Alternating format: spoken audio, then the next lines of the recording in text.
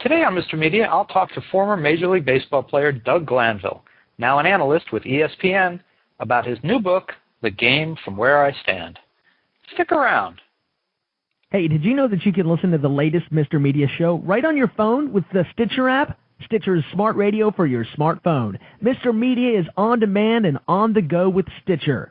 Download Stitcher for your phone today. Get the free app at www.stitcher.com. That's STITCHER.com. So much media, so little time. Who keeps track of it all? That would be me. This is Bob Andelman, and this is a Mr. Media interview. You know, MrMedia.com, MRMedia.com.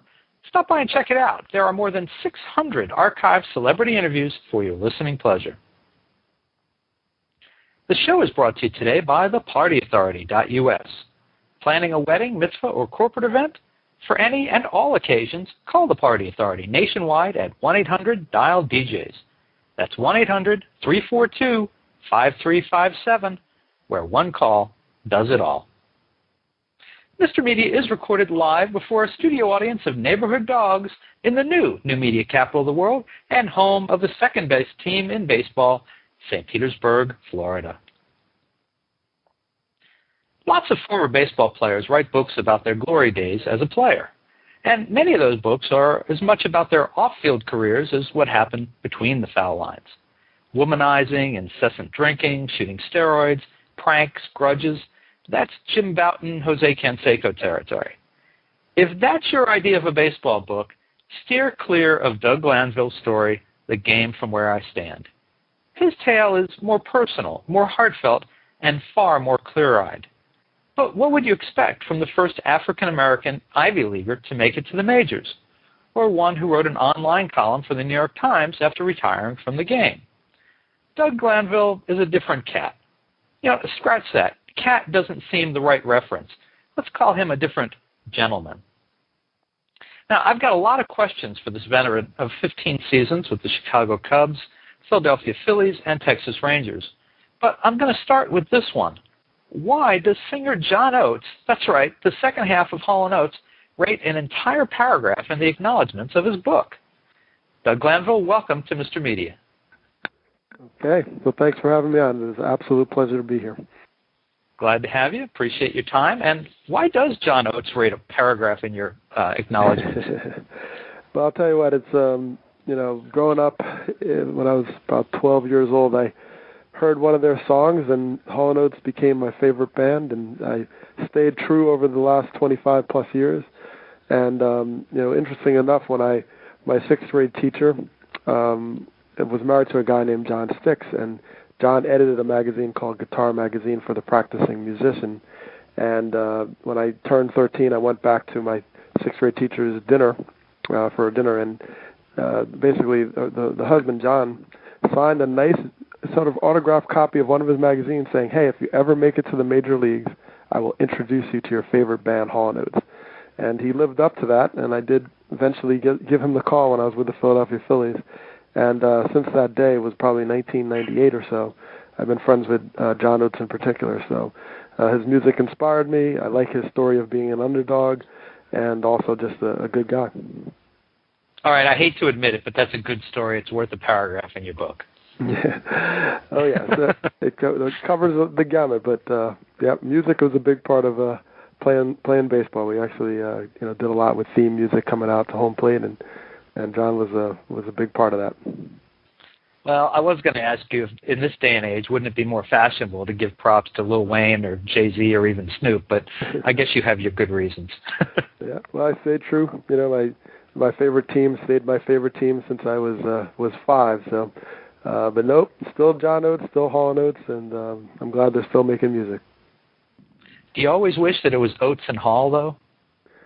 Yeah, I always wondered about that. Back in the day, in the 70s, 80s, John Oates probably sang just as much as Darryl Hall, and then they kind of realized once their big mega hit, Private Eyes, all that came on, Darryl Hall was sort of the more charismatic singer, and so Darryl Hall became the lead man, but John Oates contributes quite a bit. Well, so I got to ask you this, your taste in music. I mean, how does an Ivy Leaguer fit in best with a bunch of guys in a locker room, many of whom are lucky to graduate high school if they did, or even in some cases escape island poverty, let alone go to college? Is that ever a difficult fit? Well, what I found was the biggest challenge was really the minor leagues, actually, because there you're kind of far from the promised land of Major League Baseball. You're searching. You're all sort of adjusting to being amongst peers or competitors that now are at your level. It's not like you were the big fish in the little pond like you may have been in your high school days. So it became more challenging to find my spot in the minor leagues. But I believe that's true for all players. They all come from somewhere, and their unique path has to find its space within the game. Once I got to the major leagues, it became sort of a coin of uniqueness, and I think that's a little bit more celebrated at the major league level. If you're productive, you can be as colorful as you want to be, and I think what added color to my life was a sort of unique academic background, and in the end, the players respected it a lot. They made me union representative for the team. I was involved in a lot of things, and I think it worked out very well. But it was a tough beginning. I know with I'm in St. Petersburg with the Tampa Bay Rays. They have a guy who's unfortunately injured at the moment who went to Columbia University, and I forgot for the life of me, Fernandez. Perez, yes. Perez, thank you. Yes. And seemed like a great guy, and again, a big deal was made of the fact that this guy is so literate, so well educated, and I think there were some issues with him fitting in a little bit because he's reading very different things than the rest of the guys were. Well, yeah, and actually I came across Fernando. We both submitted to a journal called the Southern Review. It's a LSU journal that comes out quarterly, and they had a baseball issue. And his writing is it's deep. He's done a lot of different things, and I believe he was the first Latino American Ivy League graduate. So we have a similar walk in that sense. But I believe the game evolves and changes, and it's always there's a perception that because you're sort of this academic guy that you're not tough or you're not committed because you could do other things or you have other interests, and it challenges that sort of conventional wisdom of you're more committed when your back's against the wall and you have nothing else. And I think that type of approach ends up doing a disservice to sort of creating balance and diversity of experiences that I think certainly will help players set themselves up when their career is over, which usually is in your 30s. So, to prepare for that life after the game, it's certainly better for the player to have other interests. Doug, your dad, to whom you dedicate the book, he was a Harvard man. Was he comfortable with you? And I know he's since passed, but was he comfortable with you pursuing baseball as a career? Well, both my parents were academics, and my father was from Trinidad, and he sort of migrated over to the United States when he was 31 years old, already established as a teacher. So they both kind of were like, well, this isn't exactly what we envisioned for our kids. We made sure they had this opportunity to go to college, and I was fortunate to be able to go to the University of Pennsylvania, and so they, invested a lot of money to get me through. And then they were like, what, baseball? Where's it? But my older brother, who is 7 years older, he loved the game, and my dad said at one point, well, I never in my wildest dreams would imagine that both of our kids would be in sort of athletics and sports, which my brother also works for the city of Raleigh in the tennis department. So it's, but they were a little concerned that we wouldn't be received well. And then I had this unique path of sort of being the African American / Ivy Leaguer. So I had to blaze my own trail in some ways, and my parents weren't always sure what to advise me on, but in the end, they were very proud and very happy. Now, if baseball had not worked out for you, and certainly the odds are against that. There's so many guys who are out there trying to play, high school, college, minor leagues. What was Plan B? Well, Plan B was what I studied in college. I was a systems engineer, and I concentrated in transportation systems. So I would have done something along the lines of working for a city planning, and maybe figured out how to run their transit systems, subways, highways, etc. So I did enjoy that, and maybe I would have merged that with baseball or sport in that, companies like HOK in Kansas City, they design these newfangled stadiums. That would be a fantastic fit for me to do the engineering side of designing a sports facility or a baseball park. And so I would have found my space. I've had a lot of interest, and certainly baseball was a passion of mine, but I recognize that even as much as I could play the 15 seasons of a career, you still are going to be a young man trying to look for the next thing. So I always made sure I pursued other things. Well, let's switch to baseball. And before we have to take a break, I want to ask you about two extremes in a young man's career playing the game. Can you recall for our listeners the day that then Chicago Cubs manager Jim Riggleman said the words you've been longing to hear? You made the team. Yes. Well, I'll tell you, that was the magic moment, and it was a little different flavor because the year before I got called up as sort of a June, then September call-up. So I had a little taste. But there's nothing like breaking spring training as a member of the team. Now you know it's official. And sure enough, yeah, Jim Riggleman in 1997 spring training had a really good spring. Came off of a nice winter ball from the year before and in Puerto Rico. And so he sat down and he's like, congratulations, you made the team. And it was just a surreal moment because I think back to the days of wiffle ball, playing in the front yard, breaking a few windows here and there. And here it was where the major leagues was calling me. And, I knew it was a cherished moment, and certainly it turned out to be everything it was cracked up to be. And, there's something I've always wondered about. What is the difference in terms of your contract and the way you're taken care of when you make that jump? Are you paid differently? Are the benefits better? What happens to you on the business side?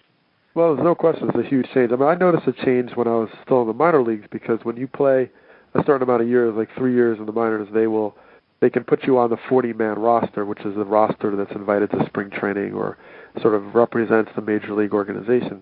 So there's 40. Now each team carries 25, so 15 of those guys are sort of sifted through the minor leagues.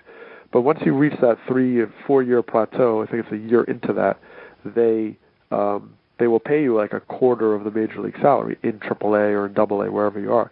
So I remember my checks going from what was initially $850 a month, and there was $327 after taxes, by the way, to a nice jump to about $28,000 a year. And I was like, wow, I couldn't believe the checks, 4 figures, and so yeah, it was for a young guy who was single, no family, and just living in apartments all in very inexpensive America. I was felt like I was very wealthy.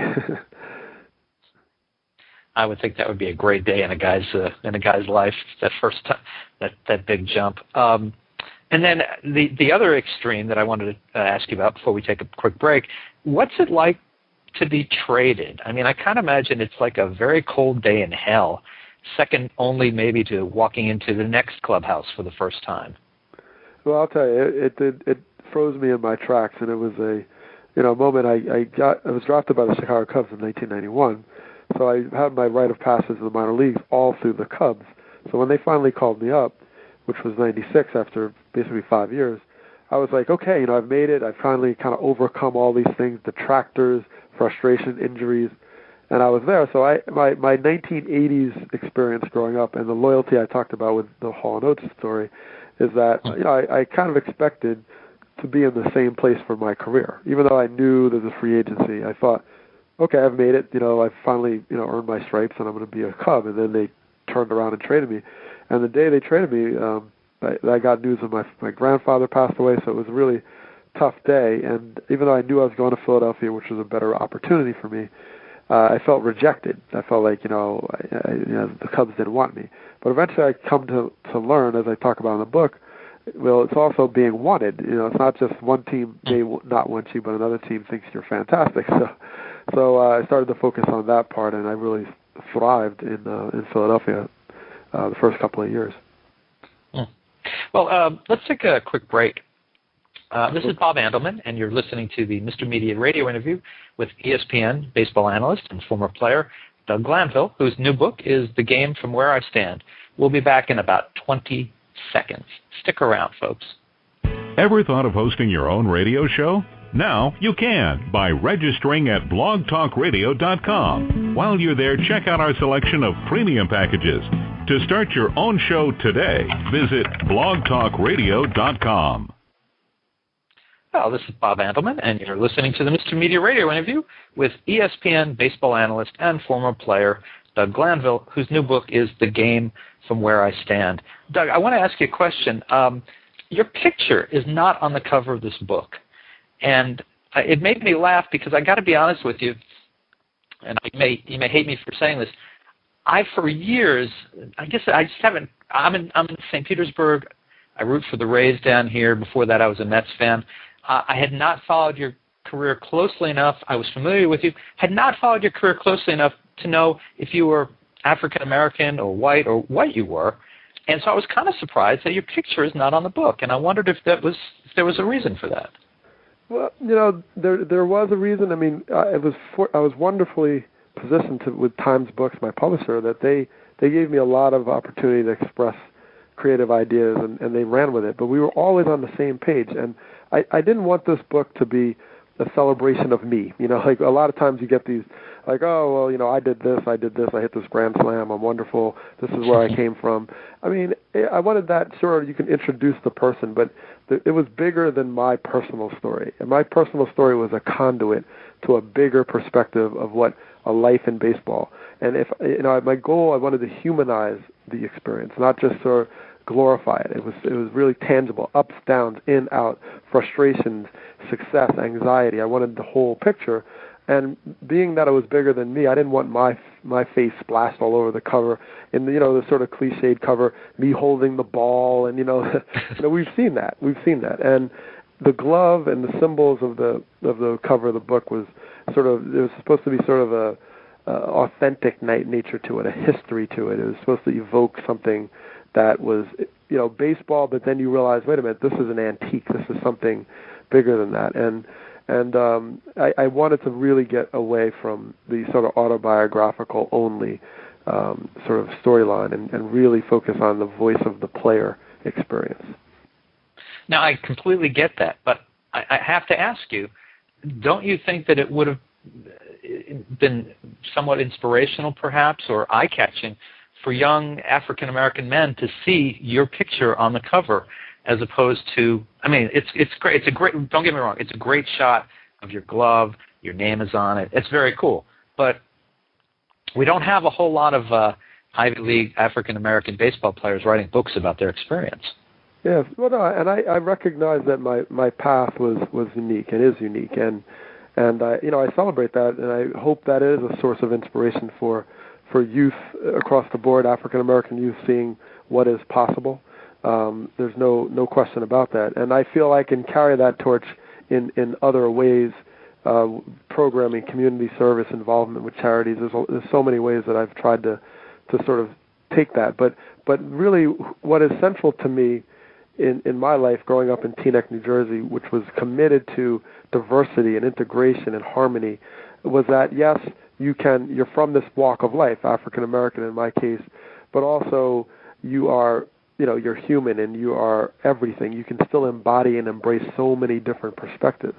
And I felt that was a little bigger than saying, okay, yes, I'm unique and here's my picture to prove it, here's my resume.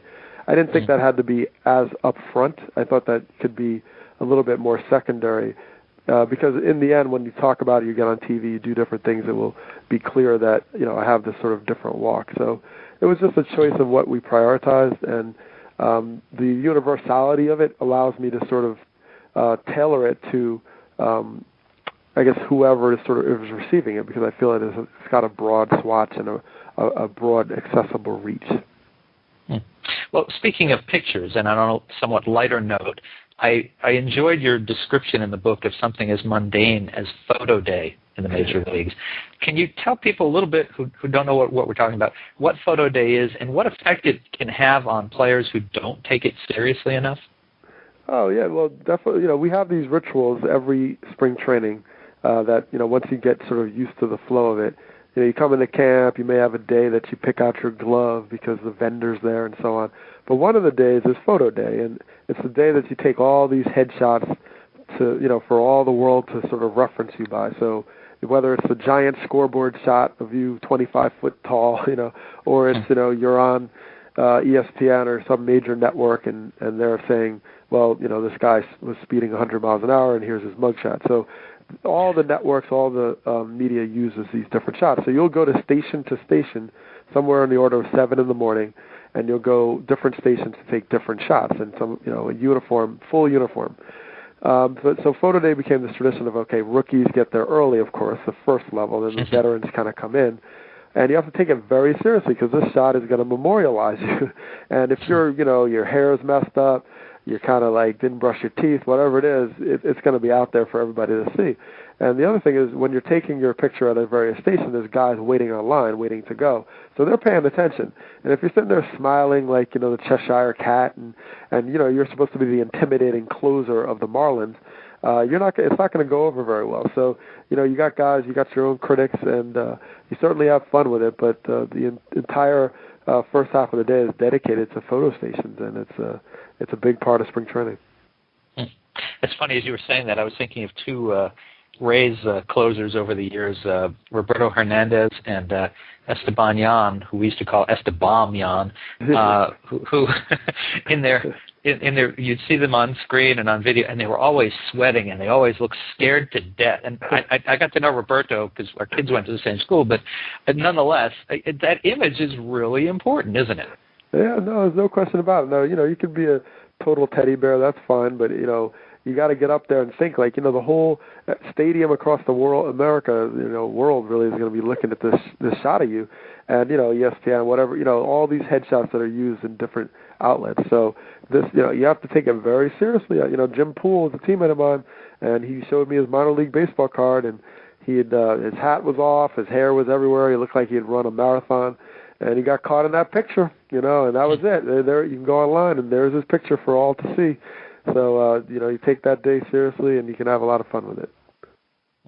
Well, let's use the time we have remaining to talk a little bit about your current career. You jumped to the journalism side of the aisle to a degree. Do you view the guys who once covered you as a player any differently now, seeing what goes on this side?